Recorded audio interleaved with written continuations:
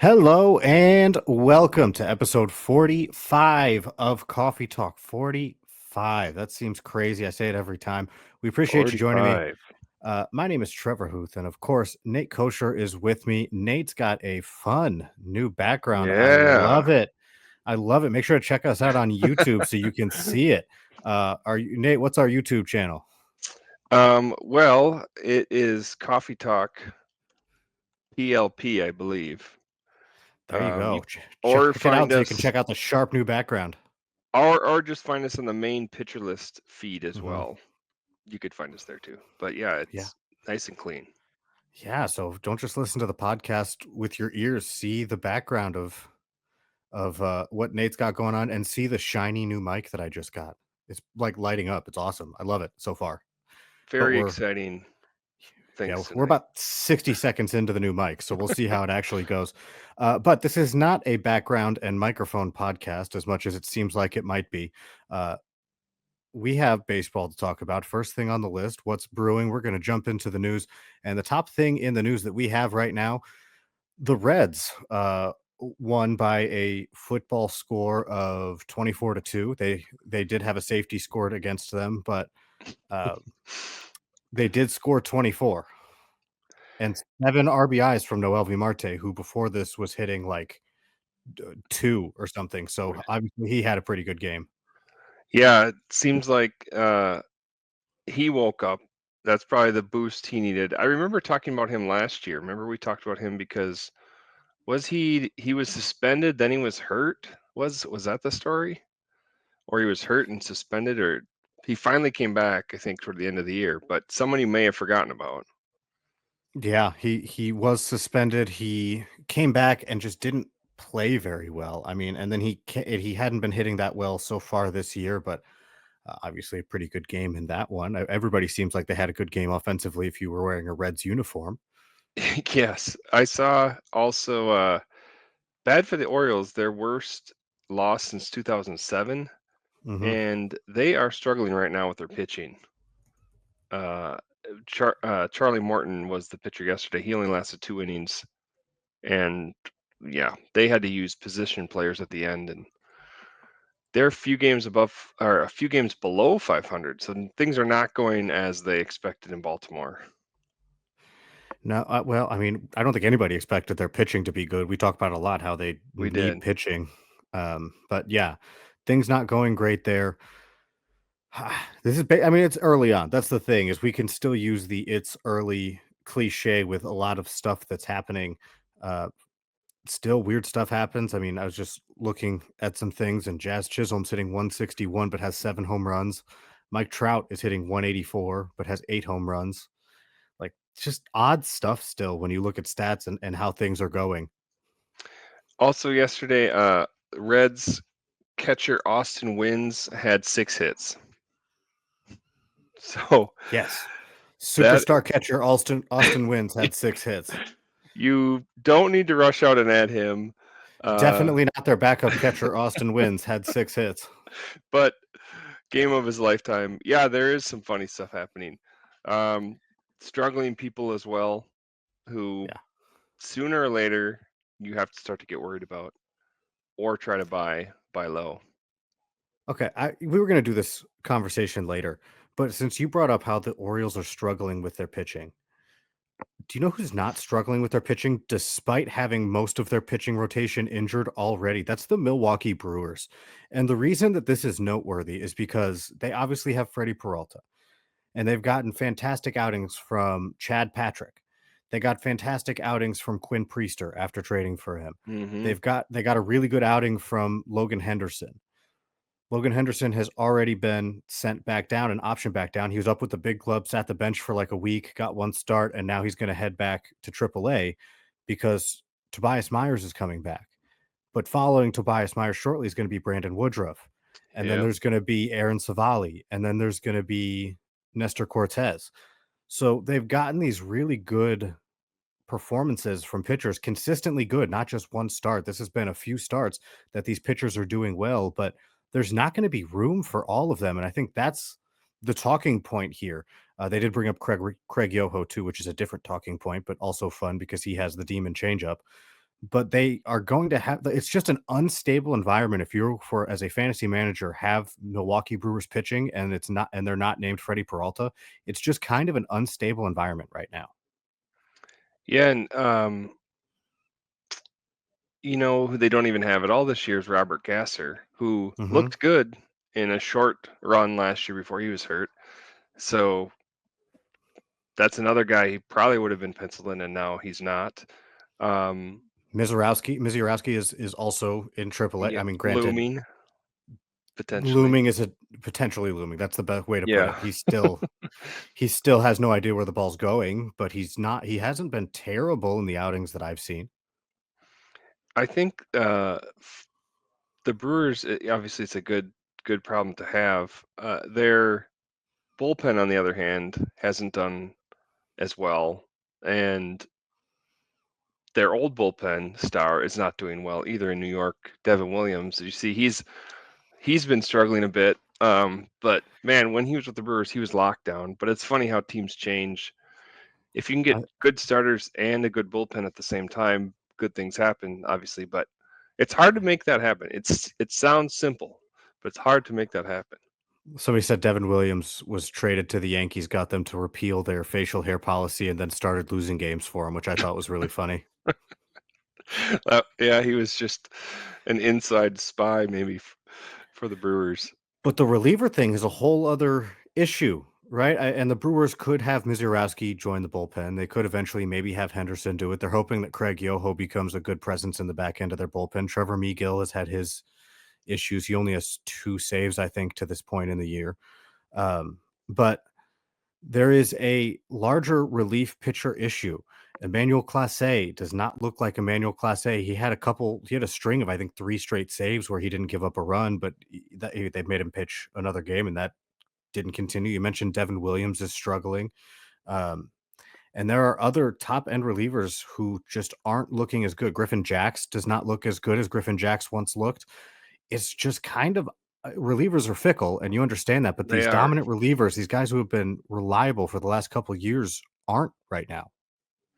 Oh, another one, David Bednar, Pirates closer last few seasons. He was sent down.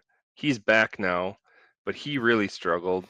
Um, Well, and yeah, there's another one, right? Because Colin Holderman's going to be coming back soon too. So now you have Bednar, Holderman, who maybe slot in to the leverage spots. Dennis Santana's been holding it down, but mhm. just instability, man. Closers, yeah, it's so hard to figure closers out. And I was thinking about this earlier today.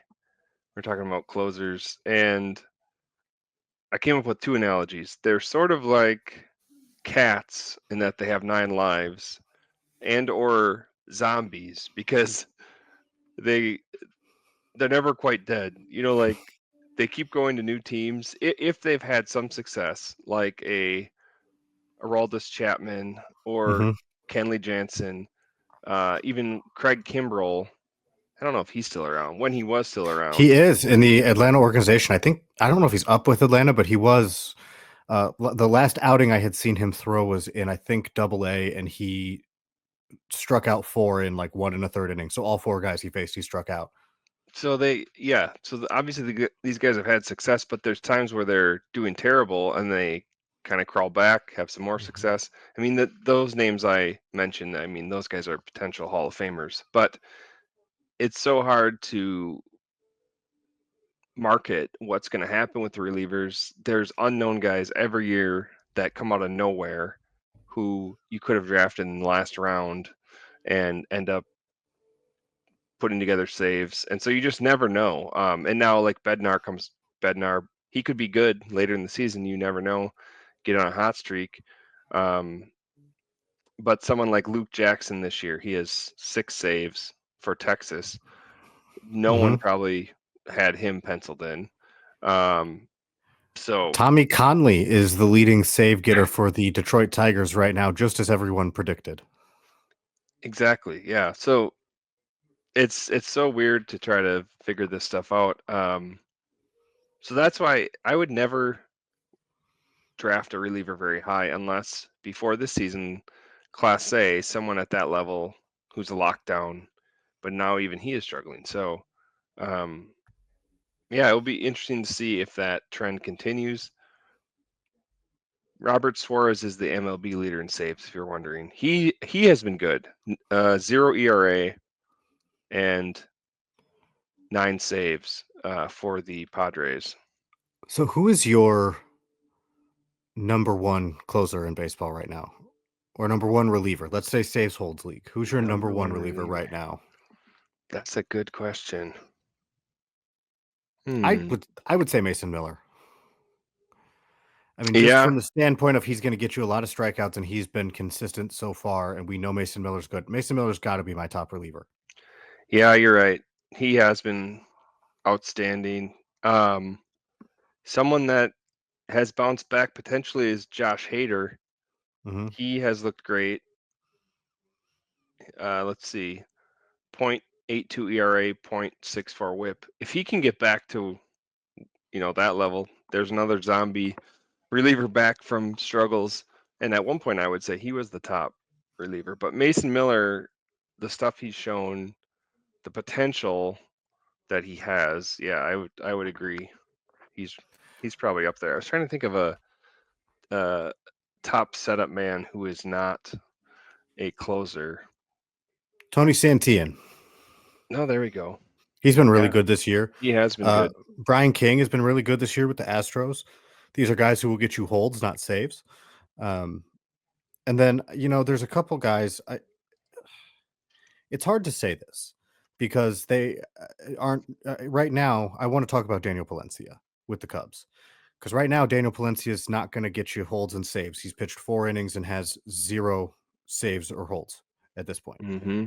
and he's not looking like he at right now is a back end arm for the Cubs bullpen, but he has nasty stuff, like really good stuff. And so I am really interested to see if he grows into it anytime soon because he throws 100. He has a nasty slider. The command is the big question with him, but he's looked so good so far this year. He had 1 inning where he threw 10 pitches, struck out 2, and they were all fastballs. And I think 8 of the 10 pitches were 100 miles an hour or higher. Like he just has this stuff that is crazy when he can command it. So that's just somebody that I wanted to give a quick shout out to. I also, I mean, just as a spec ad, this is a deep, deep, deep dynasty league, but Hmm. I added Luis May from the Reds because he recorded a 102-mile-an-hour strikeout recently, and he has big dominating stuff. He also walks people at an incredibly high rate, but Wow. I mean that big stuff upside. That's kind of what you're looking for if you're looking to invest in relievers. Yeah. You know who else? I mean,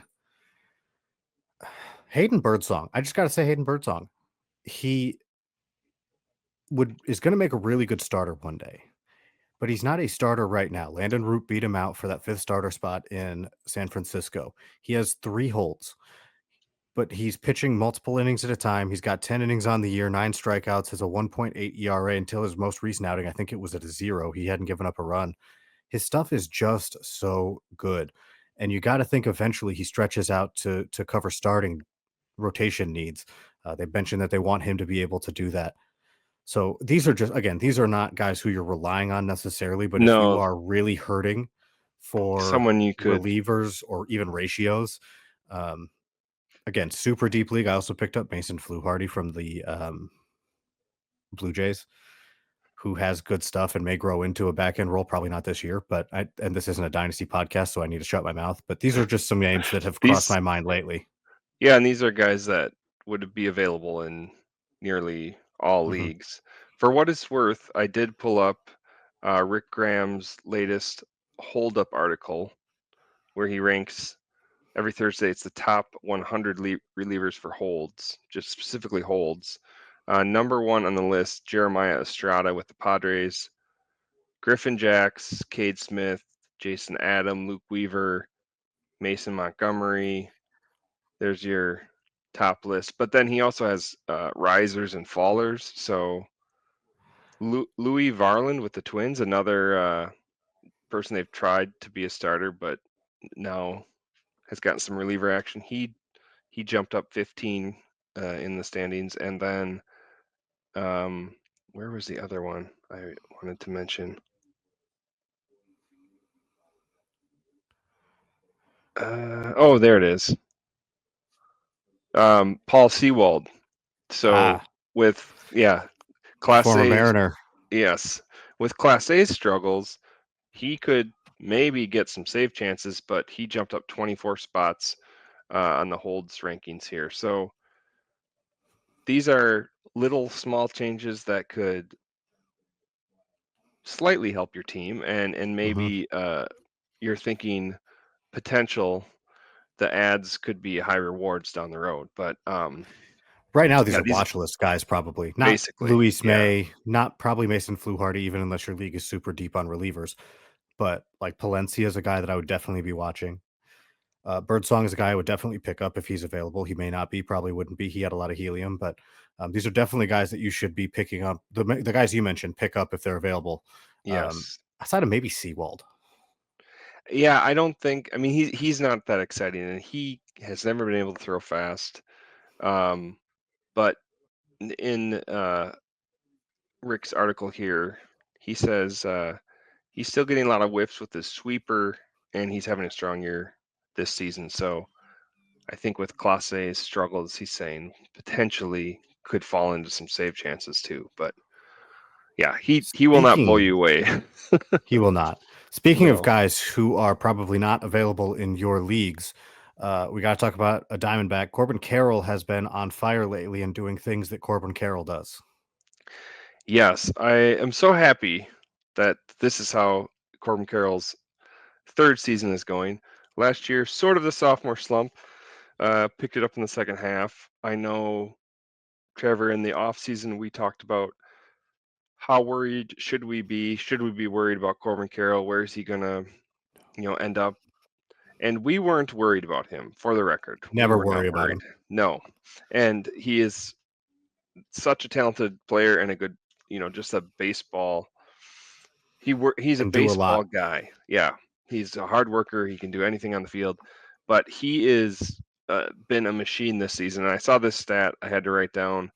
Um, Over the weekend on Saturday, he hit his 7th home run of the season. He already has a grand slam. He's All the numbers are amazing, but in 2024, he did not hit his 7th home run until July 27th. So if you Tied with the invested likes in of Tommy Edmond with 7 home runs. yes, Tommy Edmonds, surprisingly. Um, yeah, okay. So Carroll's hitting 323, 19 ribbies, 4 steals.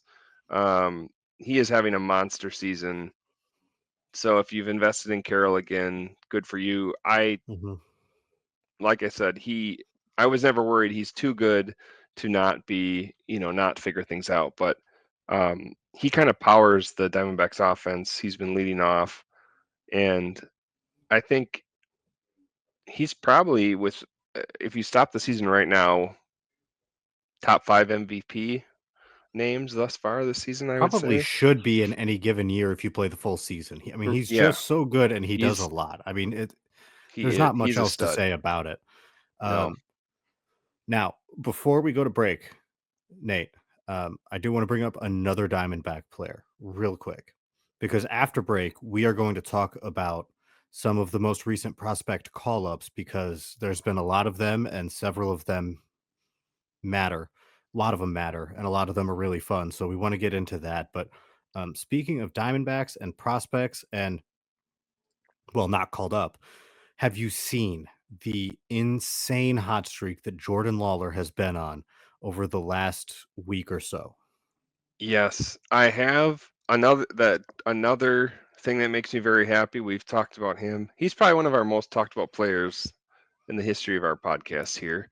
It's because we have a Um, Diamondbacks fan and a guy who believes in Jordan Lawler now. yeah, The question is, do you believe in Jordan Lawler to be a future Diamondback, or is he going to be moved for something else? Because where do you put him? that's the problem. Yeah, so he's been on an absolute tear. I think he's right on the verge now, probably of getting called up. But Has to be. he, yeah, he's forcing the issue. Cattell Marte's hurt, but Lawler hasn't played second. Um, Geraldo Marte's coming back Perdomo, soon, too. yeah, he's coming back. Perdomo is at short. We've talked about him before, and he's actually having a great season.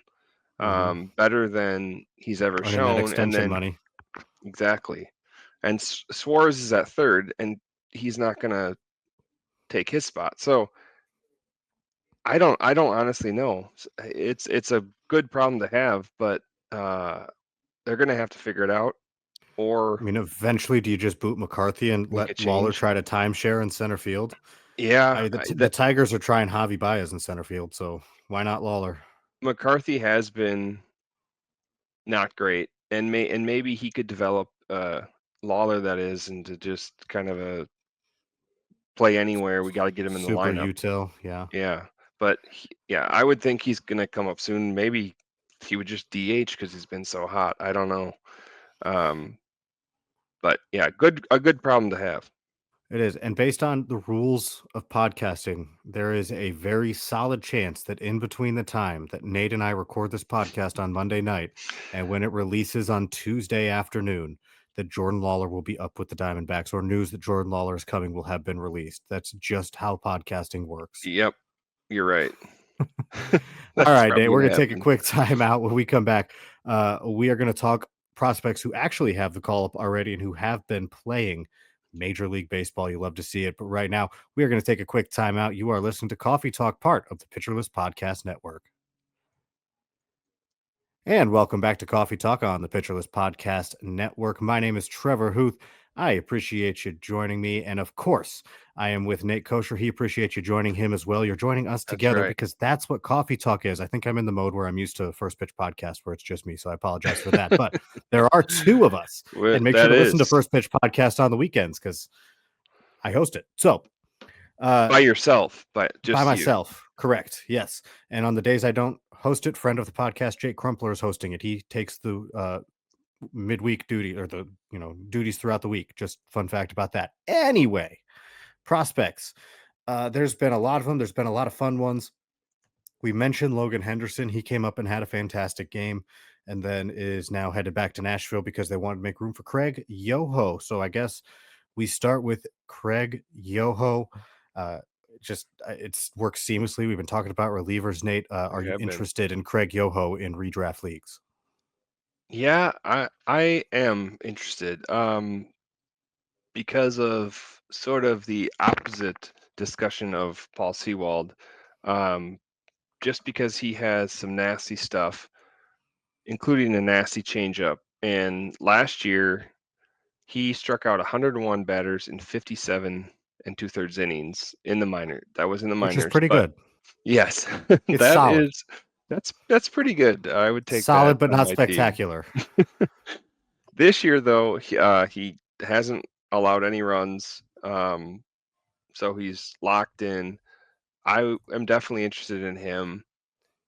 Someone like this who comes up um, right away, they probably are not going to throw him into the highest leverage spots, but I could see him gaining those spots as the season progresses, and getting maybe even saves. But just because the stuff is so nasty, the strikeout potential is there.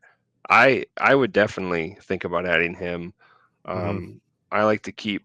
We've talked about this before. Keep a couple of roster spots just for prospects or people who are hot for a couple weeks.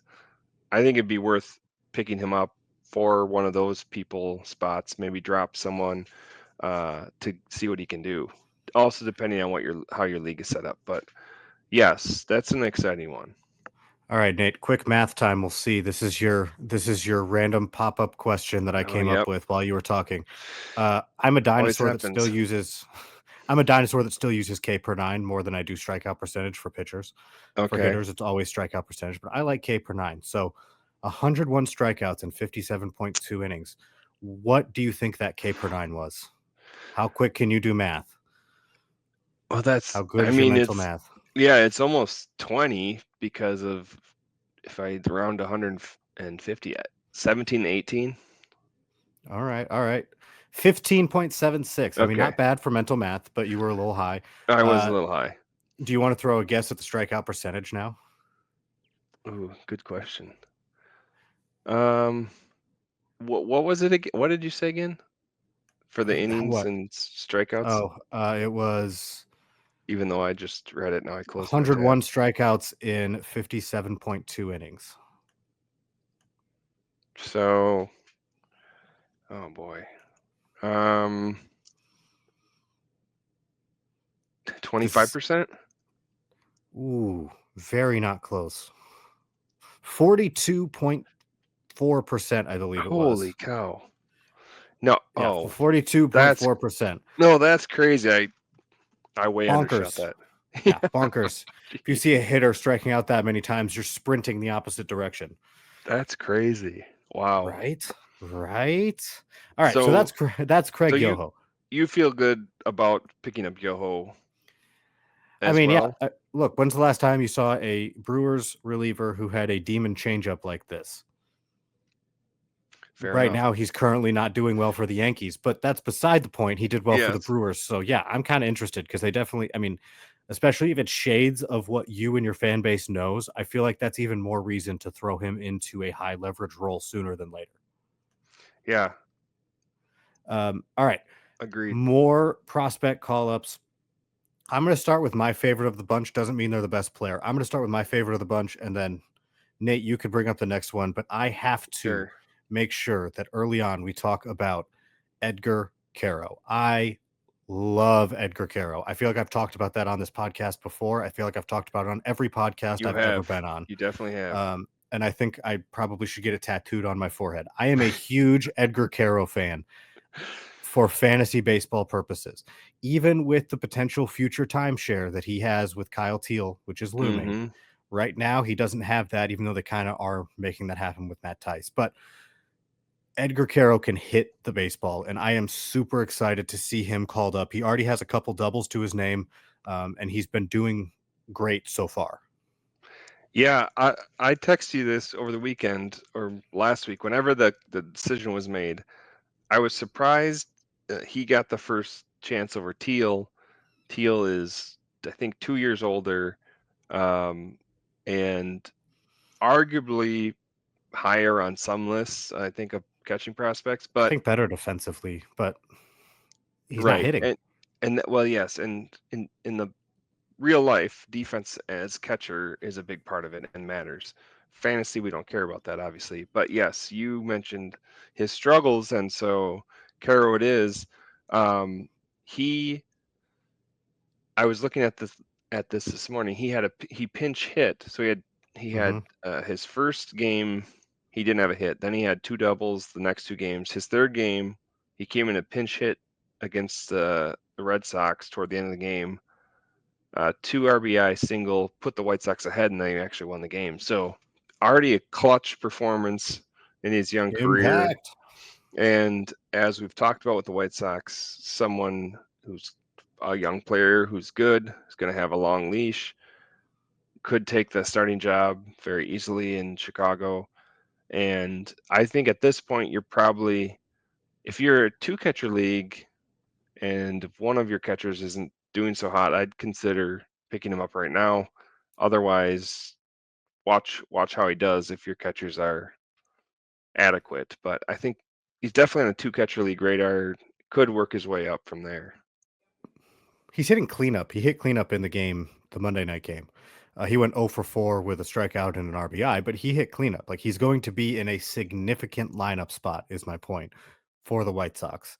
For as long a leash as they give him, which again we think is going to be pretty long. Yep. So I anticipate him being a very good catcher, and I would argue that if you're in a two catcher league, unless you have two of the top catchers, I'd go for Just it. do it now. I mean, at least hold him if you have the space on your bench. Like I think there's something there. I have, and now granted, again, this is a 30 team league. It gets way too deep, and there's no depth anywhere for anybody. But I have him in a util spot because I have Yanier Diaz, who hasn't been playing well. But now I'm excited about my catcher position again. Especially if you have a Yanier Diaz who's struggling, this might be Yes. a guy who you can, if you have, again, you have to have the bench space because you're not going to drop Yanni or Diaz. You're probably not going to sell him because you won't get the ROI that you want. But if you have the bench space, you can probably use a guy like Caro to bridge the gap until Yanier Diaz figures it out because nothing in Yanier Diaz's batting profile said That's a that good he's point. struggling in any major way. but I do think that there is and I'm just beating the drum, and I might be early, and you might say, Trevor, you're an idiot because, well, frankly, I am sometimes. You talk about Jeremiah Estrada. I decided not to keep him, and instead I kept Luis Morejo, a first base prospect from the Guardians. Not very smart. I make dumb decisions, but It's I hard. believe in Edgar Carroll. Yes, you've been saying it so far. He's showing it, and you're right. The catcher position. I mean, depending on your bench and utility spots and all that, it's it's a position where if you have a difference maker, it's worth making an early call Mhm. because the talent pool is typically thin, strong names at the top, and then it's a wasteland. So if there's someone who has potential, is young and exciting, you'd want to plug them in right away. And if you're waiting on Ivan Herrera to come back, I mean, you probably have a stopgap in there anyway, and I think that Edgar Carroll's better than that stopgap. Exact. Yeah, exactly. That's a great point. Yeah, I had Jake Rogers hurt, and so I was just looking for any other catcher who even started some games, Mhm. and he's going to be better than that scenario. So Mhm. yes. Absolutely. Absolutely. All right, your turn. What prospect would you like to talk about, Nate? Well, I know we have quite a list here, but I'm going to talk about someone who was already debuted last year and was debuted to much fanfare this year, but I think he maybe finally is figuring some things out, and that's Dylan Cruz. Um, Ah, big name, not a recent call up, but of note, Trevor, he finally had a good game, maybe the boost that he needed, which was a 2 home run game in one. Let's see, it was a win on Saturday. He went 3 for 5 with 2 home runs, a double, 4 RBIs, and 4 runs scored. Uh, Huge game, and maybe that's what he needed to turn it around. I think he was doing poorly enough. He probably was looking at going back to the minors, and it could still happen. I mean, he's really struggled. I think we thought he might be the rookie of the year, and in fantasy circles, people expected big things. Maybe this is what he needed. So it's great to see. I want him to continue doing well. So maybe he's figured something out. I hope to so. illustrate how poor his start was, he is 8 for his last 27 with 2 home runs and 3 steals. He's hitting 296 over his last 7 games. And on the season, he's hitting 186. Yeah, and to play devil's advocate, the 2 home run game was at Coors, which will help any hitter. So But Nate's saying drop Dylan Cruz because he can't hit outside of course. That's what I'm hearing. that's yeah. If you're in my league, you should drop him immediately. No, Uh, look, prospect development is not linear. That is something that gets said a lot. That's something that I will say a lot. Dylan Cruz has a ton of baseball talent.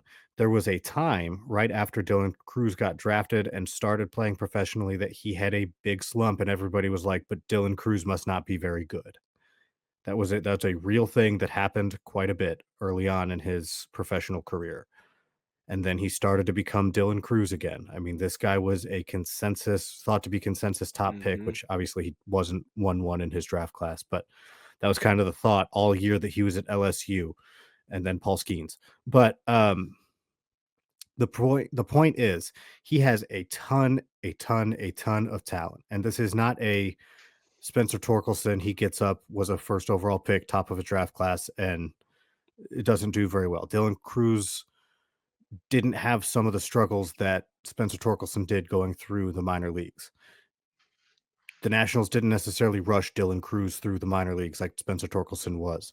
So you're talking about a guy with oodles of talent, oodles and Mhm. oodles of it. If you like the term oodles as a measurement tool, he has oodles of talent, and I think it's just a matter of him figuring it out, catching fire, and they're going to give him time to do that. But again, if he stops hitting, they may send him back down just for a little breather. But I'm not worried about Dylan Cruz No. at this point. Yeah, I would agree. Even to the struggles till now, even if he had to be sent down again, I wouldn't have given up on him. But of note, he may be turning a corner. Hopefully, we shall see. Mm-hmm. All right, next prospect. I'm going to choose, going off script, by the way, fun fact, Oh, because okay. we forgot about one, and this is my other favorite of the prospects that got called up, and this one might have more impact than Carroll, and that is Minnesota Twins Luke Keeschall. Oh, Oh my gosh, how did we I forget forgot to put about him that on too. our script, Nate? He is 333 so far, 4 hits in 12 at bats, and has a steal. His first game, I think he got a steal and a hit, but I mean, dude's good. Dude rakes, dude can steal. Like, he's going to be a fantasy darling at second base, I think. And I'm by fantasy darling, I mean like 2020 potential as a second baseman. Yeah, I forgot about him too. This was what, the end of last week, maybe. Hmm. He got called up, and the Twins have been terrible thus far. Not very exciting. So they need some excitement, and I They think got it. that yeah, he could be fulfilling that. Impact fantasy second baseman in the long run. Yes, I agree. I Do you think he's available in leagues, or people had drafted No him? shot. I Okay, don't know yeah. about drafted, but at this point, waivers have run and he's probably not available. But if he is, run, do not walk to your free agent market and press the add button. Yes, I agree. I had completely forgot about that Hmm. with the flurry the last 2 days. But yeah, I think he I think he'll also get a long leash and a chance with the Twins. They've had some problems, infielders, particularly finding people that can fill the spots. They did have, what's his name, Julian there, Edward Julian, who Hmm. was good 2 years ago, really bad last year, okay this year, but they've had trouble with third base, first base. So he's going to get some run, is my point, and I would, yeah, worth adding. Yeah, absolutely. All right. Nate, do you want to pick the next one? Yes, I do. I'm going to go another catcher, Trevor. Someone I liked What? come. Yeah, can you believe it? Someone I liked coming into the season because he. I thought maybe he was going to make the big league squad. He did not until now. PPI That's deadline matters. true. Very good point. Augustine Ramirez with the Marlins. Um, I think that coming into the season, the Marlins, I don't remember their starting catcher, but it was no one great, and Nick he didn't. Fortes. Thank you. I couldn't remember who it was, I have to but double check if even anyways, I have that right, but yeah. yeah, that does sound right.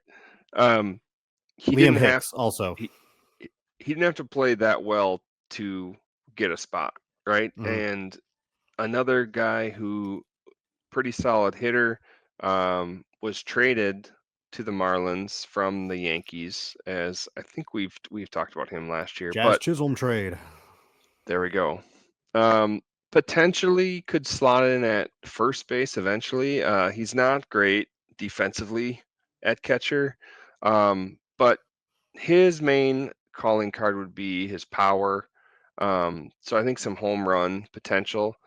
I Hmm. don't think he's quite as good uh, as Carroll, who we were just talking about. I mean, he's close, but I think he's a little bit below that. It's someone I'm still excited about. It's fun because he's one of the top catcher names. I want to say maybe he was right outside of the top 100 when MLB released their list this season, or he was close, but definitely some pop. I think Hmm. some potential, good playing time opportunity. So same things you said about Carroll, except I don't think he's not quite as good. Would That's my opinion. He could Yeah, end up being as good, but I don't think he's as good of a hitter. I think he'll have more power than Caro. I think Yeah, what that's you're the thing. deciding between is hitting ability and power because Caro for as good as he is, I don't think he's going to be a huge, powerful catcher. I think Ramirez could be. But as you mentioned, not great defender. Um, we'll see how he does in his debut. I also honestly am starting to prefer a different Marlins catching prospect long term, and that's Joe Mack. But Joe Mack is in Double A right now, so that's a different conversation for another time, not a redraft podcast. Not There are a coffee talk few yet. more prospects we're going to talk about. This is the prospect episode, and I love it. But first, we are going to take a quick timeout. We will be right back with more Coffee Talk. Of course, Coffee Talk is part of the Pitcherless Podcast Network. And welcome back to episode 45 of Coffee Talk. My name is Trevor Huth. Nate Kosher's with me. We've been talking a lot of prospects today, right up my alley. I love it. I dig it. And I promise I didn't plan it, although I'm not upset by it. Some We more can't prospects. control major league front offices, Trevor. Look, the PPI deadline passed, which means we're getting a lot of prospects. Whether they wait a Yeah. day or a few days after, we kind of get it, right? The PPI deadline is a service time manipulation deadline for those who are unaware. But anyway, Yeah. there are a lot to talk about. I think one that I want to talk about that again was not on the list before about 5 minutes ago, because we're talking about guys who are going to get extended run.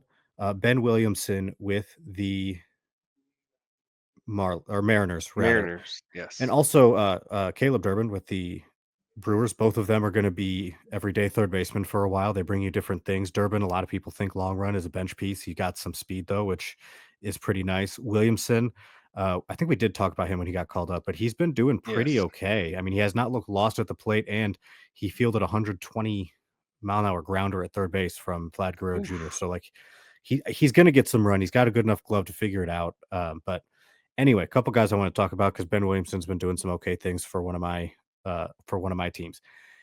Another guy who's third base eligible that just got called up the day we were recording this. Tigers, got to bring it up. Jace Young. Oh, I did not hear that. I Yeah, had not heard that. yeah. Jace Young is coming back up. They sent Ryan Creedler down because why would you keep him? He can't hit. But they brought Jace Young back up. Young has been fantastic in terms of his contact and just hitting ability so far. Still striking out like 26% of the time. Also walking at an insane rate early in the year, which is something that he's good at. But the contact and swing decisions, I think, are what have improved for him. So we'll see how that plays out at the major league level. If you are in an average league, I don't think Jace Young is for you. If you are Hmm. in an OBP league, I think Jace Young is for you. Yeah. I mean, that's where some of these young players are at, where they could also accumulate home runs or steals, or home runs and steals, but they're not going to hit for a great average. So sometimes you have to take the good with the bad, and know you might end up with a 240, 250s, but just hope they can contribute in other places. Yeah, I think Young was like 230s in AAA, but he was hitting really Oof. well and was hitting with solid power. So I don't know. Again, it's a 22.7% walk rate in his first 88 plate appearances. He's hitting 239 with 3 home runs. So he's slashing 239, 409, 463. If you are in an OBP league, Jace Young is for you. Yes. And I think it's possible to be in OBP league and not average. You might have both, but you could also not have average, right? It's Usually possible. I feel like Is the it one leagues or I've the been in, other? usually it's one or the other. I do have a league that's both, which is why people keep trying to pry Stephen Kwan away from me, and it's just never going to happen, ever. I can't do it. Yeah. I think That about it, it, and I you're could get good value, he's but it's just never going to happen. he's probably the top OBP league all-star. Yeah. Yeah. All right. We have 2 prospects left to talk about. One of them is potentially the most divisive call up that I have seen in terms of the conversations happening about it. And then the other one is the least divisive call up that I have seen based on the conversations happening about it online. So let's start with the boring one. And by boring, I mean like everybody thinks it's Everyone awesome and there's agrees. no Yes. debate about it. Uh, I know where this is going. in terms of the player, not boring, very fun, something we've been waiting on. The Athletics are officially bringing up Nick Kurtz. That's all Your I'm going to guy. say. Your You, guy. you got to love it. You got to Yeah. love it. You have been talking about him. Here's a Jordan Lawler situation where he was playing so good they had to call him up, right? Mm-hmm. They'll figure out where he's going to play, but he was tearing up AAA hitting, and Couldn't keep him down. yeah, no. In the course of a year, basically before a year, 2024 draft pick, here he is in the majors, less than a calendar year later. So Well, I think just that based on their roster resource, you just move Miguel Andujar to the bench. Brent Rooker plays left field, and you put Soderstrom, Kurtz, whoever at DH. I mean, it's possible without losing a whole lot. is it a good time to be an A's fan now? Yes. I mean, they have Well, a nice. no. Here's the thing. No, but yes. Yeah, Like I mean, roster wise, yes. But in terms of that everything else. organization and decisions that have been made recently, no. I mean, I feel good for the A's fans because they have a nice little nucleus now of some young stars and Mm-hmm. potential stars who are all going to be playing together now. I Yeah. mean, Wilson, Kurtz, Soderstrom's on it all. Soderstrom, Langoliers, Butler, Butler, yeah, Rooks is he's a little bit older, right? But Rooker's 30. Rooker, yeah, but You he still have he was Zach Geloff solid. who could come back, and Zach Geloff and Max Muncy can trade off at second base. So you know which one works out. You have Mason Miller in your bullpen. Oh yeah, JT there it Ginn has is. actually looked really good. I gotta plug in my charger Some here. stuff is Sorry. starting to happen. So anyway, Nick Kurtz. I mean, Adam, if you can, probably not an opportunity to. He's been pretty famous for a while now and has been off to an incredible start in AAA. So people have been probably spec adding him for a while now. If he's Yes, available, much like Keyshaw, run, don't walk to your free agency list, press the add 100%. button, and figure out what to do. Now, the other side of this coin, the most divisive prospect that I have. I mean, seriously, like there's not. You talk to two people, you're going to get two very different answers about if you should add him, what his value is going to be, and that is Chandler Simpson with the Rays. Now there are arguments on both sides, Nate, and I'm going to lay out the arguments, and then I want to hear what side you are on. All right, Okay, let's hear it. if you are a Chandler Simpson truther, you're saying he has 80 speed. Okay, is the fastest man in baseball, and he hits the ball a lot. He has great hit tool. So he'll get the bat to the ball and he'll be able to get on base and wreak havoc and give you a ton of steals on base. He stole over 100 bases last year combined in triple or in the minor leagues. So Hmm. you're saying that that is something that he can bring to the plate. If you are against Chandler Simpson, if you are a Chandler Simpson falser, then you are saying that there is no power. So I've seen the argument that eventually pitchers will just throw him down the middle because he's not going to hurt you and he's not going to be able to do much. He hits a lot of ground balls, which goes with his speed. But you're saying he's not going to be able to impact the baseball enough in order for things to matter, in order for his speed to matter on a fantasy in a fantasy world and from a fantasy standpoint. You're also saying he plays for the Rays. I've heard that argument a lot too. So what is that playing time going to look like overall? Um, so Yeah, that's kind of where you're at on either side. And I tried to sum up both arguments. I probably missed different points, but you either love him or you hate him. yeah. I think you laid it out correctly. The one thing I'll say, so I do like him. I like the potential just because it's such an elite skill. Mhm. Um, if you're in a roto league, I think you try to add him no matter what because of the Jump at him. potential, yeah, Mhm. impact on your steals category. I mean, he could be uh, the winner. I mean, he could push you to win that category. He's that good. I think I saw this. It was on our YouTube channel. Someone left a comment that Chandler Simpson's comp is Juan Pierre. If you remember Juan Pierre from early to mid 2000s, Pretty good player, a lot of speed, not much power. Let's see. He in his career hit 295, but had years of 65 steals, 68 steals, 58, 57. So I mean, you're looking at 50 to 60 steals. I think Chandler Simpson could go even higher if he gets full-time playing time. But like you said, that's another factor in the whole picture. I like him. I would add him just because of the elite speed. I think he's better than like a Victor Scott that we ran into, last year. Ooh. Oh, last He, year, Victor Scott. yeah. I mean, where he Okay, was, I thought it was about to be a spicy no. take.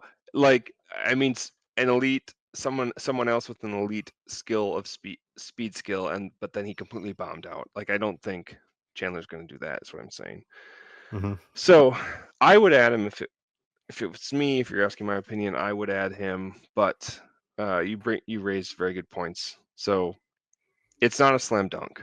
It's not Kurtz or some of these other people we've been talking about. It's just, and again, it boggles my mind how different the opinions are on him. Usually, if a prospect gets called up, you have not a consensus, but you have people saying roughly the same things, Mm-hmm. right? Like, this is a good prospect. He'll be able to contribute here. Yeah, and the prospectors are, again, varying levels of the same page.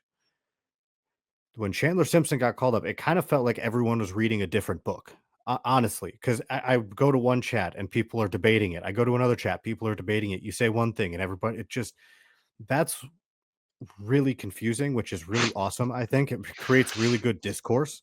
I am with you. I think the thing is, another argument that I'd heard is if you're going to roster Chandler Simpson, you have to plan to roster Chandler Simpson. Like, you need to have something to overcome the lack of power, all that stuff. Yeah, that's a I good don't point. think that's that hard to do, to be honest. I mean, you get an empty power guy and you've now complimented Chandler Simpson just fine. It, The thing the, is, it's just, yes, yeah. sorry to interrupt, but what is going to contribute, you can't find elsewhere, but you could find some empty home runs elsewhere.